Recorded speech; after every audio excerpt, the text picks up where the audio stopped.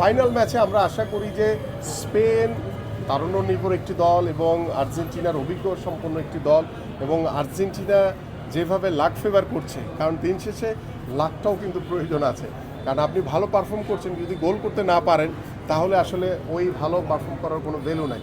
যেহেতু লাস্ট ম্যাচও আপনারা দেখেছেন যে আর্জেন্টিনা পিছিয়ে থেকেও কিভাবে কামব্যাক করেছে, এবং তাদের যে টিম স্পিরিট, তাদের যে কনফিডেন্স, তাদের যে মানে টিম কম্বিনেশন আমার কাছে খুবই ভালো লেগেছে। পাশাপাশি স্পেনের যে ক্লাসিক ফুটবল, এটা কিন্তু ডিফারেন্ট একটি জিনিস, এবং এখানে মানে দিন শেষে কারা ফিনিশ করতে পারবে, গোলটি শেষ মুহূর্তে দিতে পারবে, তারাই কিন্তু গেইনার।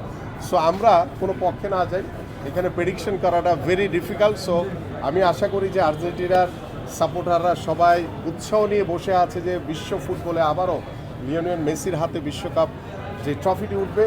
আবার যারা ব্রাজিলের সাপোর্টার রয়েছে, যারা এখন স্পেনকে কষ্ট করে সাপোর্ট করছে, আমার মনে হয় তারাও আশায় বুক বাঁধবে যে না, স্পেন যদি বিশ্বকাপ জয় করে তাহলে তাদের যে ব্রাজিল না পারলেও সে কিছুটা হলো সান্ত্বনা তারা ফিরে পাবে। সো আমি সবার জন্য শুভকামনা রইল, আশা করি দিন শেষে যাতে বাংলাদেশের ফুটবলের জয় হয় সেই আস্থা।